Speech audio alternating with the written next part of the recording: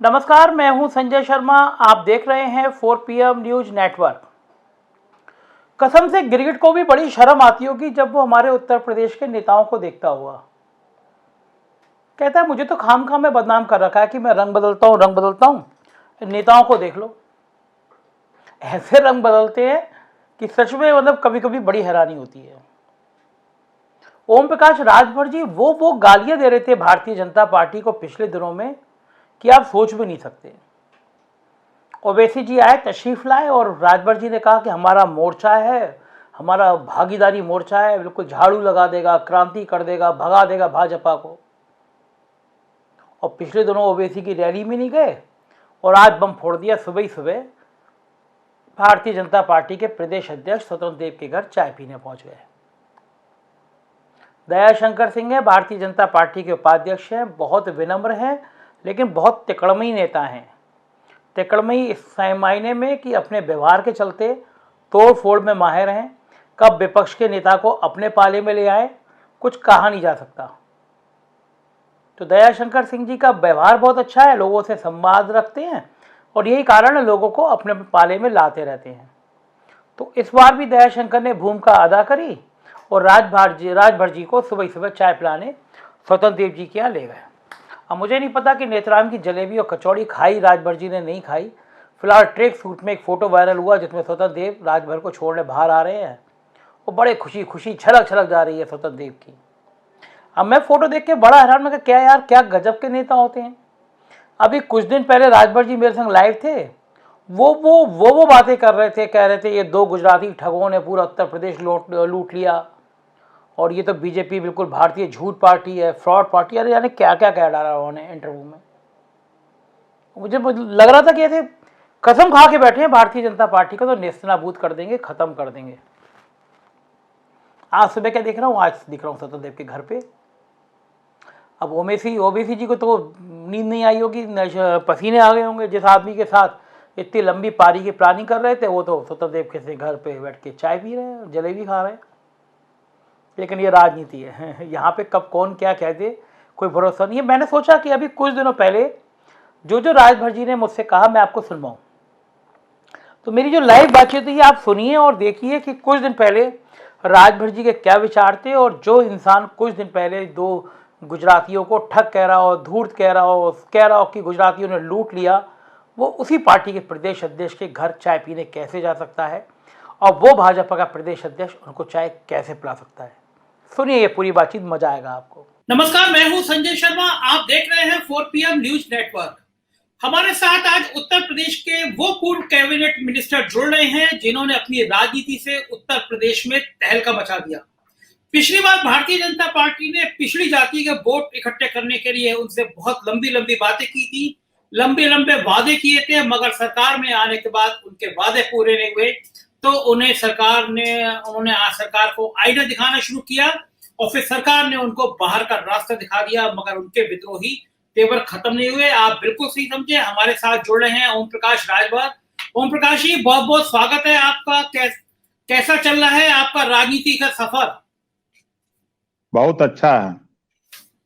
Bharatiya Janata party कह रही है चुनाव पास में आ गए तो आप पिछड़ों की जाति के नाम पर फिर बार्गेनिंग में जुट गए।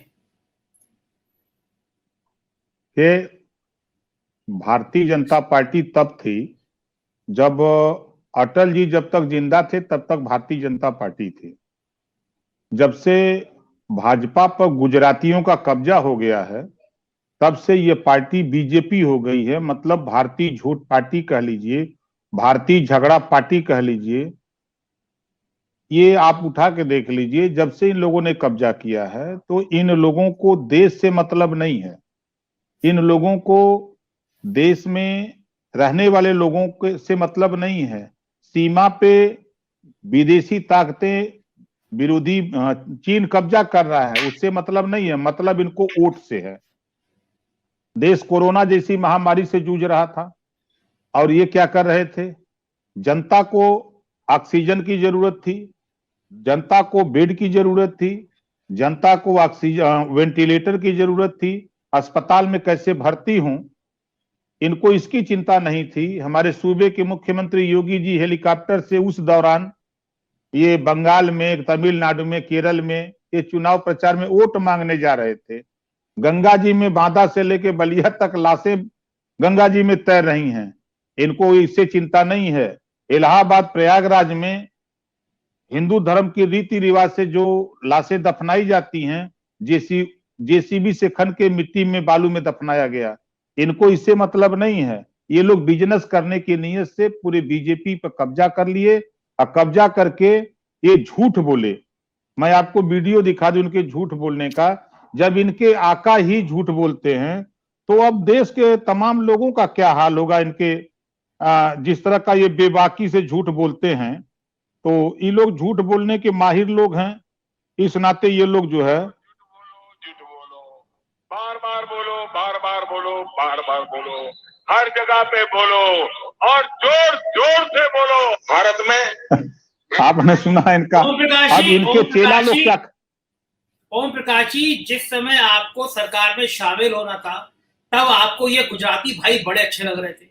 इन्हीं गुजराती भाइयों के आशीर्वाद से आप कैबिनेट मिनिस्टर बने, आपने सत्ता की मलाई खाई और अब आप नाराज हो गए गुजराती भाइयों से, तो ये तो गलत बात है आपकी। देखिए, ना तो मैं सत्ता की मलाई खाया और मैं कभी कभी देखते हैं कि कीचड़ साफ करने के लिए कीचड़ हिलना पड़ता है। उस समय मैंने अखिलेश जी से भी बात किया, मायावती जी से भी पहल किया, किसी ने हमको हमारे विचारों को मानने के लिए तैयार नहीं हुए। जब हमारी मुलाकात अमित शाह जी से होती है तो बात तो बड़े लच्छेदारे करते हैं। जैसे आपने देखा कि देश के प्रधानमंत्री जी ने ऐसी भाषा बोला कि 15-15 लाख खाते में देंगे, 2 करोड़ युवाओं को रोजगार हर साल देंगे, गरीबी महंगाई कम कर देंगे। तो इस बात को लेकर जनता में बड़ा उमंग फैला, जोश फैला। उसका नतीजा हुआ कि जनता इनको वोट दिया। उसी तरह ओम प्रकाश राजभर से जब अमित शाह जी से हमारी वार्ता हुई, पहले ओम माथुर जी से बात हुई, ओम माथुर जी लिवा के चले गए अमित शाह जी के, चूंकि राष्ट्रीय अध्यक्ष थे, ये प्रभारी थे प्रदेश के। जब वहां गए तो हमसे उन्होंने पूछा कि आप किस बात की लड़ाई लड़ते हो, क्या आप चाहते हो, आप समाज की कौन सी लड़ाई लड़ते हो। तो हमने उनसे सिर्फ 5-6 बिंदु बताया। पहला हमने कहा कि पूरे देश में घरेलू बिजली सबसे महंगी, पूरे देश में अगर बिजली सबसे महंगी बिक रही है तो उत्तर प्रदेश में सरकार बेचती है। खरीद रही है 76 पैसे में, बेच रही है जो है 6 रुपया देहात में, 7 रुपया शहर में। कहा आप क्या चाहते हो। हमने कहा कि घरेलू बिजली का बिल माफ कर दीजिए। सरकार बना के कहा ठीक है माफ हो जाएगा। हमने कहा गरीबों का इलाज फ्री में कर दो, ये व्यवस्था बन जाए, का हो जाएगा। हमने कहा कि जब इस देश में 2 तरह की शिक्षा है, देश एक है, कानून एक है, संविधान एक है, प्रधानमंत्री एक है, राष्ट्रपति एक है, तो 2 तरह का शिक्षा में कानून क्यों। सरकारी स्कूल में अलग, प्राइवेट स्कूल में अलग। सरकारी स्कूल में क से कबूतर और प्राइवेट स्कूल में क से कंप्यूटर। तो समान शिक्षा वो अनिवार्य शिक्षा है और फ्री शिक्षा कर दो, देश तभी तरक्की करेगा, समाज तभी तरक्की करेगा। कहा बहुत अच्छी बात है, ये भी तैयार हो गए। एक 2001 में माननीय राजनाथ सिंह जब सीएम थे उत्तर प्रदेश में, तो उन्होंने एक सामाजिक न्याय समिति बनाई थी पिछड़ी जाति के 27% आरक्षण के बंटवारे की। तो हमने उनसे कहा कि हमारी दिली ख्वाहिश है कि सामाजिक न्याय समिति की रिपोर्ट आप लागू कर देते। जो आप लोग आरोप लगाते हो कि समाजवादी पार्टी सबका हिस्सा लूट रही है, किसी को हिस्सा नहीं दे रही है, तो उसमें जो नाई है, गोंड है, पाल है, प्रजापति है, बिंद है, केवट है, मल्ला है, राजभर है, चौहान है, बारी है, बंजारा है, बियार है, रकबंसी है, आरक है, ये तमाम जातियां जो अपने अधिकार को नहीं पा रही हैं, आरक्षण का लाभ नहीं पा रही हैं, वो पाने लगेंगी। तो उन्होंने कहा कि नहीं, ये तो 6 महीने के अंदर कर दूंगा, आप खाली हमारी सरकार बनवा दो। हम कहे सरकार तो बन जाएगी, कोई दिक्कत नहीं है, हम गारंटी करते हैं कि आपकी सरकार, हम पूरे उत्तर प्रदेश की गारंटी नहीं लेते, लेकिन पूर्वांचल में हम आपको 125 सीट जितवा देंगे। ये चुनाव के समझिए 4 महीना पहले की बात है। तो उन्होंने कहा कि कैसे 125 जितवा दोगे। हमने कहा जो आपने सर्वे कराया है अभी हमारे विषय में कोई नहीं जानता। पूर्वांचल में 150 सीटें हैं, जहां उत्तर प्रदेश में 403 सीटें। उत्तर प्रदेश में हमारी आबादी 3% लगभग है, लेकिन जो पूर्वांचल में हम जाते हैं तो 150 सीटों पर 12 से लेके 22% अकेले वोट खाली हमारी जाति का है, और हमारे साथ तमाम जातियों के लोग जुटे। ऐसा नहीं है, हम अति पिछड़ों की राजनीति करते हैं, तो हमारे साथ नाई है, गोंड है, पाल है, प्रजापति है, बिंद है, केवट है, मल्ला है, निषाद है, चौहान है, बंजारा है, अर्कबंसी है, बारी है, बियार है, ये तमाम जातियां हमारे साथ जुटी हैं। तब तो आप जितवा सकते हो, आप हमसे समझौता कर लो, हम आपका काम सरकार बनने पर कर देंगे। तो हमने कहा कि भाई ठीक है, जब ये कर रहे हैं तो अब हमको भी बहका लिए, हम उनके बहकावे में जाल में फंस गए। एक सेकंड राजभर जी, आपने ये आइडियल बातें तो बता दी कि आपने कहा समाज शिक्षा नीति हो जाए, लाइट आ जाए, ये सब बातें वो हैं जो नेता मंच पर करते हैं। जो डील थी वो क्या थी कि आप मिनिस्टर बन जाएं, आपके बेटे को लाल बत्ती मिल जाए, ये वो डील के बारे में बता दीजिए। अचानक आपको मंत्री तो बना नहीं, डील तो आपने की होगी ना। मैं आपके माध्यम से बीजेपी को चुनौती देता हूं डील के सवाल पे। अमित शाह जी का कार्यक्रम हुआ, कम से कम मैंने 50 लाख रुपया खर्चा किया चंदा मांग के, 1 रुपया बीजेपी के लोग दिए हों। उस तरह की 8 बड़ी रैली किया हूं, 1 रुपया बीजेपी के लोग दिए हों। ये ओम प्रकाश राजभर का चैलेंज है। ना तो मैंने मंत्री पद की डील की, ना अपने बेटे के लिए डील किया, कोई समझौता नहीं। समझौता हमारा सिर्फ एक लक्ष्य था कि उन्होंने कहा था कि 22 सीट देंगे, 22 सीट कह करके हमको लास्ट में 8 सीट दिए, तभी हमको धोखा लगने लगा। हमारी कोई डील नहीं। हम किसी से बात करते हैं, हम सामने वाले को हम अगर समझौता कर रहे हैं राजनीति में, तो हम ये मान के चलते हैं कि हमको हमसे कितना लाभ वो मिले कि कल वो व्यक्ति कहे कि नहीं, ओम प्रकाश राजभर ने बिना कोई डिमांड रखे इन्होंने हमारी मदद की है। आज आप देख लीजिए, आज संजय निषाद जी को ले लीजिए, चाहे अनुप्रिया जी को ले लीजिए, आज ओम प्रकाश राजभर को बुला लें, वो उनकी हिम्मत है तो बुला लें। किसी की औकात नहीं है कि जो ओम प्रकाश राजभर को, देखिए गांव में सुना तो है अरविंद शर्मा आपके पीछे लग गए हैं, आपसे बातचीत चल रही है, कुछ बातचीत हुई? अच्छा अरविंद, ईमानदारी से बताइए, ओम प्रकाश जी आप बड़े ईमानदार साफ गोई वाले नेता हैं, अरविंद शर्मा से फोन पे बात हुई या नहीं हुई आपकी? बिल्कुल ईमानदारी से बताइए। यदि अरविंद शर्मा जी का हमारा मोबाइल, हमारे पास 3 नंबर है, एक सरकारी है, 2 प्राइवेट है, तीनों नंबर पर उनका नंबर मंगा लीजिए। अगर मिल जाए तो मैं दावा करता हूं कि राजनीति छोड़ दूंगा, जो साबित कर देगा आजीवन उसकी गुलामी करूंगा। अच्छा, पिछले 1 महीने में बीजेपी के किसी बड़े नेता से बात हुई है आपकी? इधर जो घटनाक्रम हुई है तो बात करने की कोशिश जेपी नड्डा किए थे, जब फोन आया तो मैंने फोन नहीं उठाया, अपने पीए को थमा दिया। हमने कहा इन लोगों से बात करना बेकार है। लेकिन ये तो बड़ी खराब बात है। हो सकता है जेपी नड्डा जी आपकी बात मनवा रहे हो कि 6 महीने बचे हैं सरकार में, आपने जेपी नड्डा से बात ही नहीं करी ना? क्यों बात कर रहे हैं उनसे? ये वही बोल है गुजरातियों की, आप उठा के देखिए, आप उठा के देख लीजिए 1 मिनट खाली। उत्तर प्रदेश का राज्यपाल गुजराती, ईडी का चीफ गुजराती, सीबीआई का चीफ गुजराती, आरबीआई का चीफ गुजराती, गृह मंत्री गुजराती, वित्त मंत्री गुजराती, प्रधानमंत्री गुजराती, बड़े बड़े कारपोरेट घराने सब के सब गुजराती, देश में ठीका पट्टा बड़े बड़े करने वाले सब के सब गुजराती, देश का रुपया लेके भागने वाले सब के सब गुजराती। और तो और भगवान राम के नाम पर अभी आप देखिए 2 करोड़ में जमीन खरीदते हैं, 18 करोड़ में 5 मिनट में बेचते हैं, 16 करोड़ का घोटाला कर लेते हैं। इससे बड़ा गुजरातियों का क्या हम सबूत दे दें? अब जिस AK शर्मा की आप बात कर रहे हैं, ये भी तो गुजराती हैं। आपके पूरे देश का पड़ोस के रहने वाले हैं, मऊ के रहने वाले हैं। आप देखिए ये मऊ के रहने वाले, लेकिन गुजरात में इन्होंने जीवन बिताया है, मोदी के साथ जीवन बिताया है।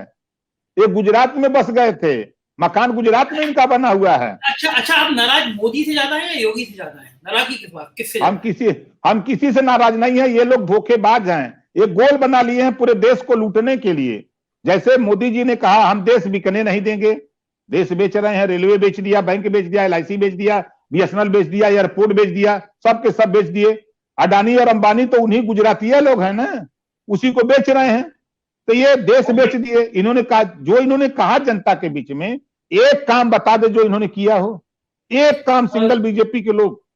कितना, देखिए एक काम तो किया, आप पिछड़ों की राजनीति करते हैं, राजभर समाज की राजनीति करते हैं, कितने सम्मान के संग आपको कैबिनेट मिनिस्टर बनाया, आपके बेटे को सम्मान दिया, तो ये तो किया उन्होंने। देखिए ये इसको तो आप मानना चाहिए। कितने टाइम कैबिनेट मिनिस्टर रहे आप? भैया 150 सीट पर मैंने वोट दिलाया था, 150, ऐसे नहीं दिया था, 150 सीट पर दिलाया था। और उसके अलावा इन्होंने क्या किया पिछड़ों के सवाल पे? अभी बादा में, अभी हाल में बादा में आपने देखा कि 13 भर्ती हुई है कृषि विभाग में, 11 ठाकुर भर्ती हो गए। 69,000 शिक्षक भर्ती को उठा लीजिए, 5,844 पद जो 27% रिजर्वेशन से पिछड़ों को होता है, योगी ने लूट लिया। 68,500 शिक्षक भर्ती में 2,200 पद हिस्सा होता है पिछड़ों का, योगी जी ने लूट लिया। 12,460 पद होता है, उसमें ले जाकर के लूट लिया, हिस्सा लूट लिया। ये पिछड़ों की बात करते हैं।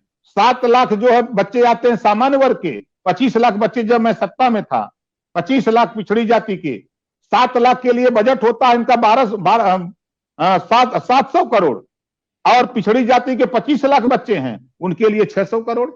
इसी बात का झगड़ा हमारा था। हम उनसे ना कोई ठिका पट्टा, ना उनसे कोई हम रुपया मांग रहे थे। आपको मालूम होगा कि जब खाली मात्र 250 मीटर 230 मीटर सड़क लिंक मार्ग में अपने घर में अपने बेटे की शादी के लिए मुख्यमंत्री को लेटर दिया, लोक निर्माण मंत्री को दिया, आपके यहाँ चीफ को दिया, डीएम को दिया, और साल भर में दौड़ता रह गया, हम अपने घर की सड़क नहीं बनवा पाए। यही तो हमारी डील थी इनसे, यही हमारी डील थी। आपने ओम प्रकाश जी बदला पूरा कर लिया, आपने फावड़ा लेकर और अपनी सड़क बनानी शुरू कर दी, नाली खोदना शुरू कर दी। पूरे देश में ये तहलका मच गया, एक कैबिनेट मिनिस्टर फावड़ा लेकर सड़क बना रहा है, तो आपने भी बेइज्जती करने में कोई कसर तो छोड़ी नहीं उनकी भी। भाई मैं उनकी बेइज्जती नहीं किया, मेरे बेटे की शादी थी। घटनाक्रम मेरे यहाँ माननीय अमर सिंह जी 2 दिन पहले आए, और उसके बाद उन्होंने चाय पिया, पानी पिया, तो उन्होंने कहा कि ओम प्रकाश जी आप मिनिस्टर हो, ये सड़क नहीं बनवा सकते हो। साला मैं जो है, हमारी गाड़ी दौड़ खाले ऊंचे हो रही, तो मुझे बड़ा कष्ट हुआ। तो हमने कहा कि मैं बोला नहीं, हमके सर कोई बात नहीं, हम कोशिश कर रहे हैं। फिर उसके बाद जब वो चले गए तो मुझे एक बारात में जाना था, हमारे पार्टी के बड़े नेता के घर शादी थी, मैं वहां गया, लौटा रात को, और सुबह लौटा मैं करीब 9 बजे, गर्मी का महीना था, जून का 9 बजे। अपने घर के दोनों बेटों से कहा, परिवार के लोगों से कहा, 20-22 लोगों को हमने कहा ले चलो फावड़ा उठाओ, चलो पहले सड़क बनाते हैं।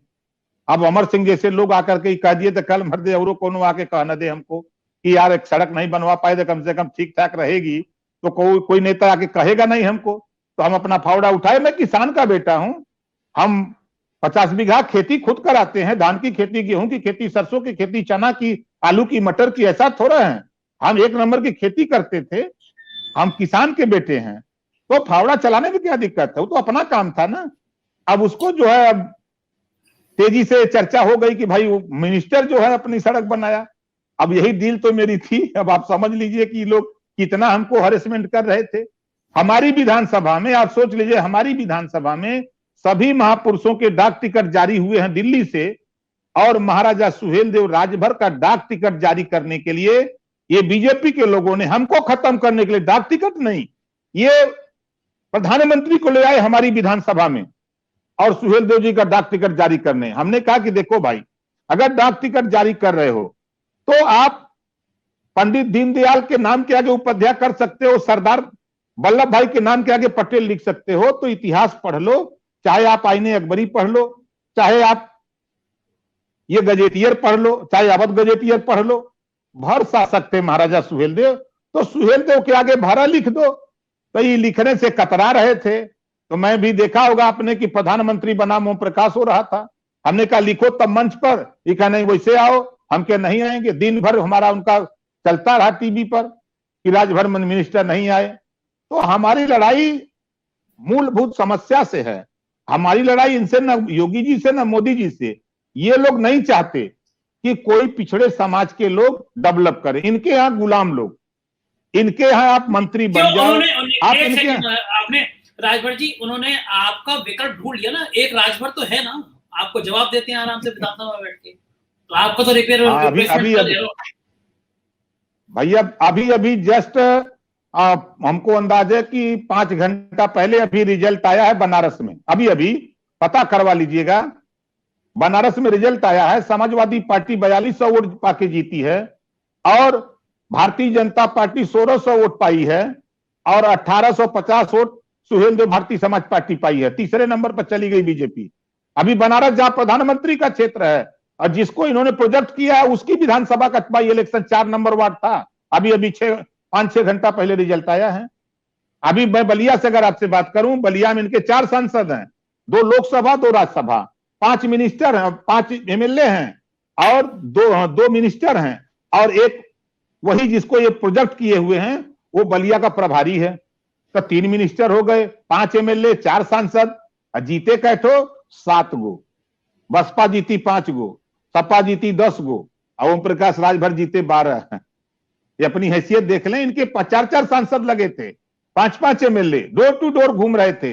दुर्भाग्य था कि हमारी टीम जो यहाँ की थी कोरोना से ग्रसित हो गई थी। हमारा लक्ष्य 25 सीट का था, हम 16 सीट हारे हैं, 400 वोट के नीचे, 64 vote, 150 vote, 125 vote, 250 vote, 300 vote से हम 16 सीट हार गए हैं बलिया में। आप बगल का सीट है मऊ, 4 सीट बीजेपी पाई है, हम वहां 6 सीट जीते हैं। आप बनारसा में देख लीजिए 6 सीट पाए हैं, 40 में 6। ये अपनी औकात देख लें, किसी जिले में, गाजीपुर में चल के देख लें। अब इनके पास एक ही हथियार है खाली, दूसरा हथियार नहीं। अब देखिए 1.5 दर्जन एसपी कह रहे हैं कि नहीं हम छुट्टी पे जाना चाहते हैं, हमको चार्ज नहीं चाहिए। क्यों? ये डंडा किए हुए हैं कि जाओ उन मेंबरों को फंसाओ, उनको प्रताड़ित करो, पकड़ो, मारो, पीटो, वोट बीजेपी को दिलाओ। ये काम के लिए आज जो अभी चर्चक चल रहा है, क्षेत्र पंचायत सदस्यों को थाने में बैठवा रहे हैं, नहीं सुन रहा तो 151 में चालान कर रहे हैं। यही तो इन लोगों का कर्तव्य है। अरे कितने दिन कर लो, बना लो। यही दावा करता हूं कि 22 में बीजेपी की सरकार को बेदखल करूंगा और 22 में सरकार बनाकर फिर जहां तुम ड्रामा करोगे वहां निष्पक्ष चुनाव करा करके दिखा दूंगा। इनके सारे लोगों को हटा के मानूंगा। राजभर जी देखिए, बीजेपी पिछड़ों का सम्मान तो कर रही है। केशव मौर्य को डिप्टी सीएम बनाया उन्होंने, एक पिछड़ी जाति के आदमी को एक डिप्टी सीएम तो बनाया ना, तो कहां आप कह रहे हैं बीजेपी सम्मान नहीं करती पिछड़ी जाति का? नहीं, आप सम्मान सुन लीजिए। आपने सवाल बहुत अच्छा किया। विधानसभा के अंदर मैं मिनिस्टर था, विधानसभा के अंदर मुख्यमंत्री के बगल में डिप्टी सीएम का नेम प्लेट लगा। जब ये खबर गई मुख्यमंत्री को तो इनका नेम प्लेट तोड़ करके हटा दिया गया और वहां से इनको दूसरी जगह शिफ्ट कर दिया गया। यह है डिप्टी सीएम का सम्मान। आपने दूसरा सम्मान सुन लीजिए। पूरे उत्तर प्रदेश में अमित शाह जी, मैं और तमाम लोग लगे थे और केशव मौर्य के नेतृत्व में चुनाव लड़ा गया। केशव मौर्य की मेरी बात अगर गलत होगी तो मैं फिर कहता हूं राजनीति छोड़ दूंगा। केशव मौर्य के नेतृत्व में चुनाव लड़ा गया। पिछड़ों को यह बताया गया कि केशव मौर्य सीएम बनेगा। सभी लोगों ने लामबंद होकर के वोट तो दे दिया। जब सीएम बनने की बात आई तो 325 विधायक जीत के आए, एक को लायक नहीं रहे, एक भी लायक नहीं मिला। बाहर से ला करके, बीजेपी के वो नहीं है, उत्तराखंड से ला करके इन्होंने बना दिया सीएम। और बना करके क्या किया है? तो डिप्टी सीएम, उनका विभाग पावर किसके हाथ में है? मुख्यमंत्री के हाथ। हम भी मिलते रहते हैं, वो बताते भी हैं। और जो सिचुएशन है, अंदर अंदर सुलग रहे हैं, जाएं तो कहां जाएं। वहां सिर्फ गुलाम, जितने पिछड़े दलित लोग हैं वो गुलामी करें, जितने सामान्य वर्ग के लोग हैं वो भी गुलामी करें। ठीक है, अगर जरा सा भी जबान खुली तो बुला करके सीएम डांटता है कि हाँफते हैं लोग। ये ओम प्रकाश राजभर हमने वहां देखा। बीजेपी कहती है सीएम बहुत ईमानदार है, बहुत मेहनती है, इसीलिए जो बेईमानी करना चाहता है वो नाराज हो जाता है उनसे। 75 जिले हैं, 40 पर 40, 75 में 40 ठाकुर हैं। यही ईमानदार है ना? यही ईमानदार हैं। और चुन चुन के, अभी मैं नहीं कह रहा हूं, अभी जिसको इन्होंने स्वागत किया है जितिन प्रसाद जी का, ये जब तक कांग्रेस में थे तो प्रेस वार्ता कर करके ये बयान देते थे कि बीजेपी ब्राह्मणों का इनकाउंटर करा रही है। गिनाते थे बाकायदे कि कानपुर में 17 साल के ब्राह्मण के बच्चे, उसके ऊपर एक एनसीआर भी नहीं, उसका इनकाउंटर बीजेपी ने करवा दिया। विकास दुबे का करवा दिया। बलिया में, वहां बलिया के बताते थे, लखनऊ में 3-3 बताते थे। अब तो ये 1.5 दर्जन से ज्यादा, सैकड़ों बताते थे कि बीजेपी ने इनकाउंटर करा दिया। अब तो गए हैं ब्राह्मणों का बड़ा चेहरा बन करके। अब ये वहां क्या भाषण देंगे कि नहीं ये जो है ब्राह्मणों का इनकाउंटर नहीं हुआ है। अब क्या बोलेंगे? ये दगे हुए कारतूस इकट्ठा कर रहे हैं। ये दगे हुए कारतूस संजय निषाद को ले गए। संजय निषाद जी से समझौता था कि आप हमको 17 जाति को अनुसूचित जाति में शामिल करके हमको प्रमाण पत्र दे दीजिए, हम आपको दिला देंगे। संजय जी बेचारे सीधे साधे आदमी गए, हमारी तरह वो भी वोट दिला दिए। 2 साल हो गया, केंद्र में सरकार, प्रदेश में सरकार, अन्ना हुआ न करेंगे। अब फिर चुनाव आ गया तो फिर इनको बुला लिए। अब बहुत करेंगे तो इनको मंत्री बना देंगे, बेचारे चुप हो जाएंगे, वोट दिला देंगे। अब फिर उसके बाद में समाज को आरक्षण मिलेगा। कुछ पता चला आपको संजय निषाद से डील क्या हुई, कुछ आपकी जानकारी में आया? संजय निषाद बताए ना कि उनके बेटे को वहां शामिल करने की कवायद हो रही है। अगर वहां नहीं हो पाएगा तो यहाँ संजय जी को कोई झुनझुना थमा देंगे और उसी को लेकर के वो बजा करके समाज का वोट दिला देंगे। मतलब संजय निषाद बीजेपी का हिस्सा रहेंगे आपको लग रहा है? अब देखिए, ऐसा झुनझुना एक ऐसा, जैसा आपने कहा ना कि लाल बत्ती जो पा जाता है तो फिर सोचता है कि चलो यहीं दबा के रह लो, अब 6 महीना मजा ले लिया जाए। सब ओम प्रकाश नहीं ना हो सकते। अच्छा, मैंने इस्तीफा दे दिया विधानसभा के अंदर, संसदीय। कोई सूरत ऐसी हो सकती है, कोई ऑफर ऐसा होता है कि कोई ऑफर ऐसा नहीं हो सकता जिसमें आप बीजेपी में आ जाए? देखिए जहां लालच होती है तो आदमी टूटता है।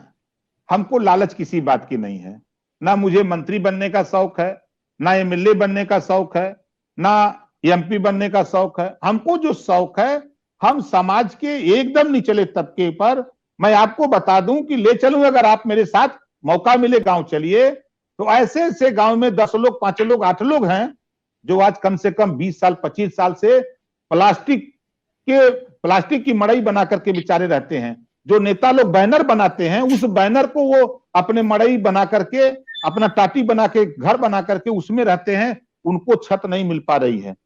जो बेचारे गरीब कमजोर हैं, जो 2000 रुपया नहीं दे सकता, उसको पेंशन नहीं मिल पा रही है। जो 2000 रुपया नहीं दे पा रहा, उसको शौचालय नहीं मिल पा रहा है। और जो 20,000 25,000 रुपया नहीं दे पा रहा है, उसको आवास नहीं मिल पा रहा है। ये क्या नेता लोग बतियाएंगे? चले मेरे साथ। मैंने तो योगी जी को चुनौती दिया कि आप बहुत बोलते हो कि हमने इतने लाख शौचालय बनवा दिया, एक गांव चुन लो, 90% तेरा शौचालय या तो सेट नहीं है, या तो छत नहीं है, या तो दरवाजा नहीं है, या तो उसमें कुत्ता बैठता या बकरी बांधते हैं लोग, इस्तेमाल नहीं है। जिन लोगों ने 10-5 हजार रुपया अपना लगा करके उसको बनवाया, वही लोग शायद उसमें इस्तेमाल करते हैं। 90% शौचालय इनके बेकार है। लूट लिया लोगों ने। ये लुटेरी पार्टी है। ये देश का पैसा लूट रहे हैं। ये योजना बना बना के लूटते हैं। आप किसी अपने आसपास के गांव में देखिएगा, इनके जितने शौचालय बने हैं, आपको शौचालय 90% रिजेक्टेड हो गए हैं। कोई आज तक उसमें इस्तेमाल नहीं हुआ। पानी की व्यवस्था नहीं। अब लोटा आप कैबिनेट का हिस्सा रहे, सरकार का हिस्सा रहे, सबसे बड़ी गलती कहां हो गई सरकार की? इतने प्रचंड बहुमत से आई सरकार कहां चूक गई? देखिए, पैसा लूट रहे हैं ना। आप 9 करोड़ की लागत से दिल्ली में भाजपा ने कार्यालय बनाया, 9 करोड़। अब पूरे देश में 900 कार्यालय बनाए। पैसा कहां से आया? अगर ये घोटाला नहीं करते हैं, ये देश में लूटते नहीं, तो कार्यालय कहां से बन रहा है? आप उठा के कोई ऐसा जिला बता दीजिए जहां इनके कार्यालय न बन रहे हों। देश के किसी कोने में, हर जिले में कार्यालय बना रहे हैं। पैसा कहां से आ रहा है? और तो और, हम तो कह रहा हूं कि ओम प्रकाश राजभर कह रहा है नार्को टेस्ट हो जाए। पहले ओम प्रकाश राजभर का, दूसरे नंबर पर योगी जी का, तीसरे नंबर पर अमित शाह जी का, चौथे नंबर पर मोदी जी का। आपको पता लग जाएगा कि दूध का दूध पानी का पानी हो जाएगा कि कौन लूट रहा है, कौन नहीं लूट रहा है। मैं तैयार हूं नार्को टेस्ट कराने के लिए। चैलेंज देता हूं, संविधान में व्यवस्था है, करा ले लोग।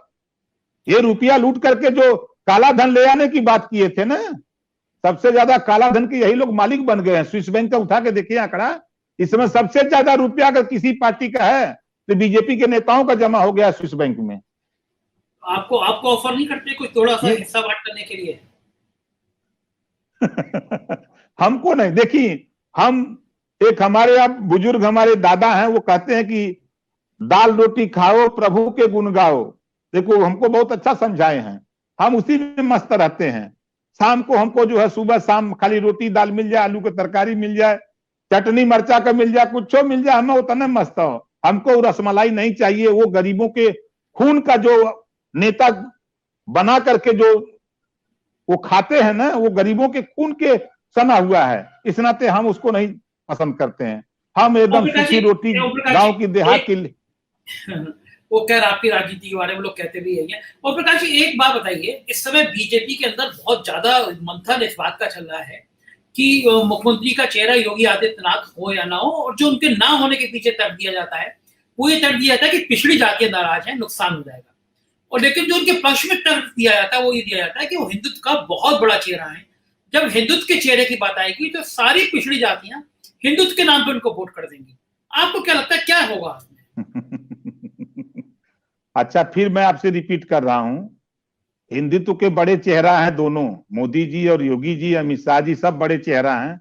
बनारस में अभी बाई इलेक्शन हुआ है, बनारस में अभी सुरक्षित सीट थी, बाई इलेक्शन हुआ है, 4200 वोट समाजवादी पार्टी पाई है, 1850 वोट भारतीय समाज पार्टी पाई है, 1600 वोट बीजेपी पाई है। कहां गया चेहरा हिंदुत्व का? लेकिन ये तो हम फिर बलिया का उठा के देखिए, मऊ का नहीं, लेकिन ये तो छोटे छोटे पंचायत, जब विधानसभा का होगा जिसपे योगी जी निकलेंगे और तो हिंदू मुसलमान की बातें होंगी, मंदिर की बातें होंगी, शमशान कब्रिस्तान की बातें होंगी, तो फिर वहां पे पिछड़ी जातियां पिछड़ों का मुद्दा रहेगा या फिर वही हिंदू मुसलमान, भारत पाकिस्तान, कब्रिस्तान, शमशान, ये सब मुद्दे आएंगे उत्तर प्रदेश की राजनीति में। और आपने भी तो आग लगाने की बात की है, आप भी ओवैसी को ले आएंगे, आपकी भी ओवैसी से दोस्ती हो रही है, तो जब ओवैसी आएंगे तो आप भी ये मुद्दे उछालेंगे।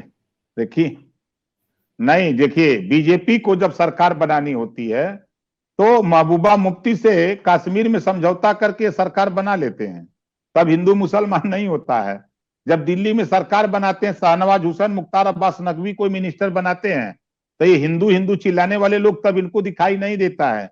अभी यूपी में जफर इकबाल को इन्होंने राज्यसभा सांसद भेजा तो इनको हिंदू मुसलमान नहीं दिखाई दिया, जो इनके अंधभक्त जिसको कहते हैं वो लोग चिल्लाते हैं, जो अपने बाप के, अपने भाई के कमाई पर पेट भरते हैं, पलते हैं, उनके कमाई पर कपड़ा पहन के टहलते हैं, उनके कमाई पर तेल भरा के गाड़ी से चलते हैं, यही लोग मोदी मोदी करते हैं। आज उस परिवार से पूछिए जो अस्पताल के गेट पर बेड न मिलने से तड़प करके बेटी मर गई, बाप मर गया, भाई मर गया, मां मर गई, तड़प तड़प करके वो देखा, वो इंतजार कर रहा है घर में कि आओ, जाओ बंगाल, अगर वोट मांग रहे हो तुम आओ वोट मांगने।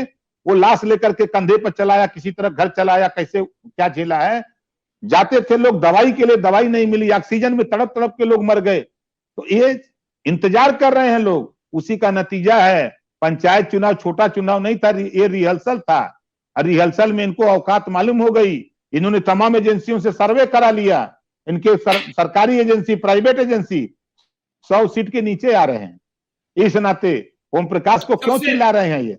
ये जानते हैं कि 125 सीट ये जितवाया है तो फिर जितवा देगा, लेकिन ओम प्रकाश जी किसको जितवा देंगे? किसको इस बार किसको जितवाएंगे? 125 सीट किसको जिताएंगे? मायावती को ओम प्रकाश को हम अपने साथ। देखिए, बीजेपी के संग तो आप जाएंगे नहीं, आपने मना कर दिया। अब दो सूरतें बचती है, या तो मायावती बनेगी या अखिलेश यादव। आपके ज्यादा करीब कौन है? देखिए भैया, हमारा भागीदारी संकल्प मोर्चा हमने एक बनाया है, जैसे आपने नाम लिया ओवैसी का ना, उसी तरह बाबू सिंह कुशवाहा है, राजकुमार सैनी है, रामकरण कश्यप हैं, रामसागर बिंद हैं, प्रेमचंद प्रजापति, बाबू रामपाल, अनिल चौहान, ओम प्रकाश राजभर, ये 10 लोग हम लोग मिलकर के एक मोर्चा बनाए हैं। 18 महीने से, 1-2 दिन से नहीं, 18 महीने से हम लोग गांव सभी अपने मोर्चे के, संगठन के, पार्टी के नेता गांव काम कर रहे हैं। हम लोग बूथ स्तर तक, जो मैं आपको पक्की खबर दे रहा हूं, 2022 में बीजेपी की विदाई होगी। भागीदारी संकल्प मोर्चा की जो विचारधारा है, ये जनता में एकदम हम लोग घर घर पहुंचा रहे हैं, और लगभग हम लोग 80% के ऊपर पहुंचा चुके हैं। और आपने देखा कि अभी पूरे प्रदेश में आज के तारीख में अगर चर्चा है तो ओम प्रकाश राजभर की चर्चा गली कूचे, गांव देहात में इस समय है। 3-4 दिन से खूब गरमाए हैं, क्योंकि ओम प्रकाश राजभर ही एक ऐसा व्यक्ति है जो बीजेपी को डूबती हुई नैया बता दिया। ये हिम्मत किसी नेता के पास नहीं है। सदन में मिनिस्टर था, शायद आप हमसे ज्यादा अनुभव है भैया।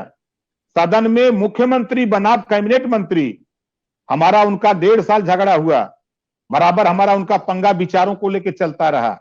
सदन में 403 विधायक हैं, जो बात हमने अति पिछड़ों के सवाल पे, बिंद, नाई, गोंड, प्रजापति के सवाल पे, मल्ला, निषाद, राजभर के सवाल पे, हम सारी जातियों के सवाल पे जितना हमने सदन के अंदर मैंने लड़ा हूं मजबूती से, आज तक कोई माई के लाल विधायक नहीं बोल सकता सदन के अंदर।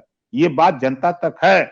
मैं सड़क से लेके सदन तक जो लड़ा हूं, जनता इस बात को कह रही है कि अगर उत्तर प्रदेश में कोई सच नेता है, कोई ईमानदार नेता है, हक के लिए लड़ रहा है, सबके सम्मान के लिए लड़ रहा है, शिक्षा, स्वास्थ्य, रोजगार के लिए लड़ रहा है, नौकरी के लिए लड़ रहा है, तो ओम प्रकाश राजभर के अलावा कोई नहीं बोल रहा है। ये बात आप जनता कह रही, मैं नहीं कह रहा हूँ। असली बात बोल कर दे, आप ये बता दीजिए, अखिलेश यादव या मायावती किसके संग जाएगा मोर्चा? हमारा मोर्चा, हमारा दरवाजा खुला है। इस दरवाजे में जो भी प्रवेश करना चाहे उसका स्वागत है। आपकी अखिलेश यादव से बात हुई है इन दिनों में? बड़ी ईमानदारी से बताइएगा। देखिए बीजेपी की आपने बता दी, हमारी बात, हमारे यहाँ किसी से बात, हमसे कोई बातें नहीं कर सकता, क्योंकि बड़ी लंबी लंबी घटनाएं हैं ना पार्टियों की। हम 14 साल भगवान राम की तरह दर दर भटके हैं, उसमें बड़ी घटनाएं, चाहे सपा की तरफ से हो, चाहे बसपा की तरफ से हो, चाहे कांग्रेस की तरफ से हो, बड़ी घटनाएं हमारे साथ हुई हैं। अब उसको आपके सामने हम बैठेंगे कभी तब बयां करेंगे, अभी समय हम नहीं बयां कर सकते। इस नाते हमसे पूरे सर्किल में राजभर जी, पूरे राजनीतिक गलियारे में चर्चा है कि आपकी और समाजवादी पार्टी की पिछले दिनों बातचीत हुई है। अब आप झूठ बोलने वाले नेता तो है नहीं, तो मतलब मुझे लग रहा है कि ईमानदारी से बता देंगे कि वार्ता हुई है या किसी नेता से नहीं हुई है। नहीं नहीं नहीं भैया, देखिए समाजवादी पार्टी के सिंगल किसी नेता से हमारी बात नहीं है। समाजवादी पार्टी के नेता हमारे बड़े बेटे से बात करते होंगे, जेपी नड्डा भी उससे बतियाते हैं, अमित शाह भी उससे बतियाते हैं, और मायावती जी के यहाँ नेता लोग हैं वो भी बतियाते हैं, लेकिन हमसे किसी नेता से बात नहीं है। हम बतियाबा नहीं करते हैं। इस बार आपने मध्यस्थता की कमान बेटे को दे दी आपने, कि जिससे बात करनी है वो मध्यस्थता बेटे से करे। ना ना, बाप के होते हुए बेटा कैसे मालिक हो जाएगा? विरासत तभी होगी जब बाप मरेगा। तो बात करने का राइट तो आपने दे दिया बेटे को। अच्छा, आखिरी सवाल राजभर जी, आपको क्या लगता है, आपको क्या सूट करेगा, योगी आदित्यनाथ का चेहरा या योगी आदित्यनाथ के अलावा किसी और का चेहरा? देखिए, ना तो मुझे योगी चाहिए, ना तो मुझे मोदी चाहिए। मुझे चाहिए वो चेहरा जो गांव में बैठा हुआ व्यक्ति जो 50 साल से झोपड़ी में रह रहा है उसको मुस्कान दे सके, उसके चेहरे पे खुशी ला सके, कोई बीमार हो उसको निःशुल्क इलाज की व्यवस्था करा सके, समान शिक्षा लागू करा सके। इस बात के लिए हम जो है स्वागत करते हैं।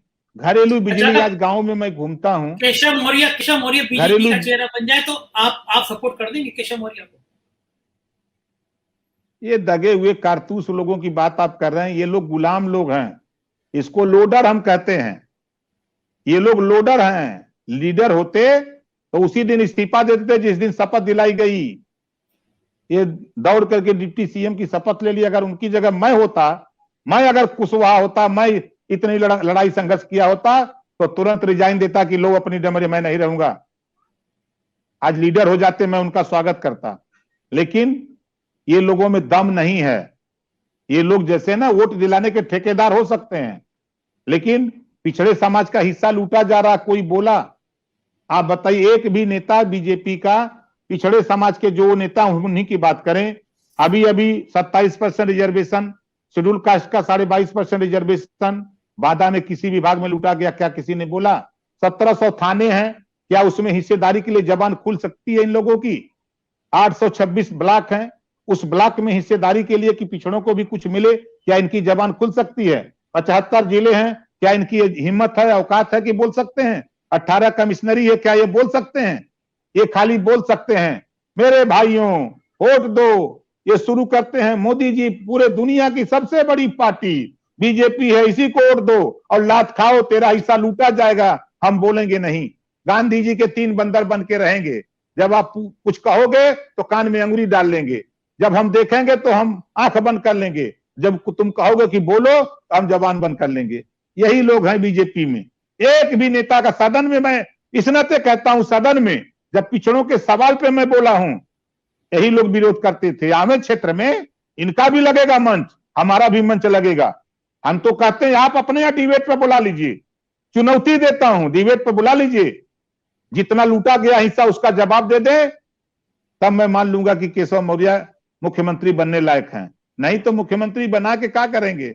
जब पावर ऊपर रहेगा, दिल्ली पावर रहेगा, गुजरातियों के हाथ में रहेगा, तो ये केशव मौर्य बढ़ के क्या करेंगे? कुछ कर पाएंगे?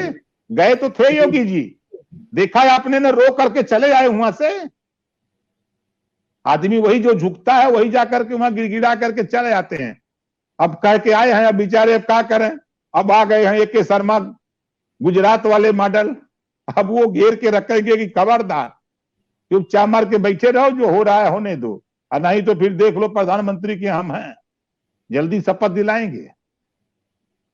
तो ये सब शुक्रिया, कोई बात नहीं। राजभर जी, वो आपसे बात होती रहेगी। आप जैसे तेज तर्रार नेता से बात करके अच्छा भी लगता है और कुछ राजनीतिक समझ भी आती है। बहुत बहुत शुक्रिया हमसे बात करने के लिए, बहुत बहुत धन्यवाद। थैंक यू सर, भैया।